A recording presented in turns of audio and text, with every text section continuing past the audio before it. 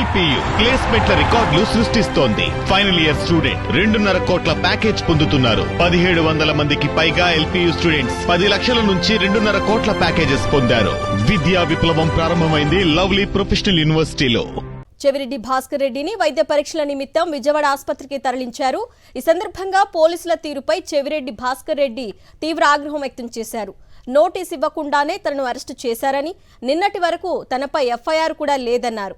ఎప్పుడు పిలిస్తే అప్పుడు విచారణకు వస్తానని చెప్పినా తప్పుడు కేసులు పెట్టి అరెస్టు చేశారని మండిపడ్డారు. లుకౌట్ నోటీసులు ఎందుకు ఇచ్చారో తనకు తెలియదన్నారు చెవిరెడ్డి. విచారణలో కనీసం తన అభిప్రాయం కూడా తీసుకోలేదన్న చెవిరెడ్డి తప్పుడు కేసులను ఎదుర్కోవడానికి సిద్ధంగా ఉన్నానని స్పష్టం చేశారు.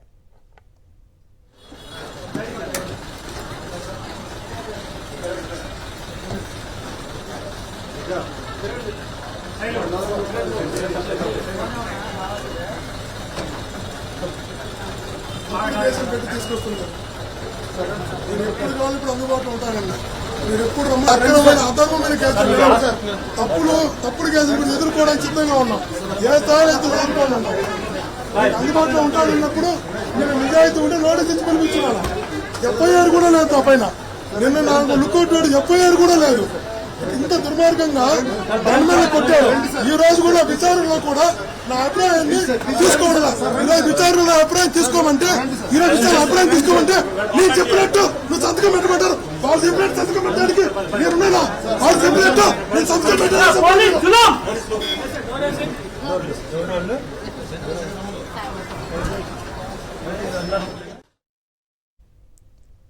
కూటమి సర్కారు అధికారంలోకి వచ్చాక తమ కుటుంబాన్ని ఇబ్బందులకు గురి చేస్తోందన్నారు చెవిరెడ్డి భాస్కర్ రెడ్డి చిన్న కుమారుడు హర్షిత్ రెడ్డి.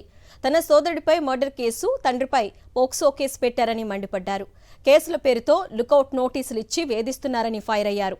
తామెప్పుడు లిక్కర్ పంచలేదని, అమ్మలేదని కానీ లిక్కర్ వల్ల తమ కుటుంబం నాశనమైందన్నారు హర్షిత్ రెడ్డి. అక్రమ కేసులన్నింటినీ ఎదుర్కొంటామన్నారు.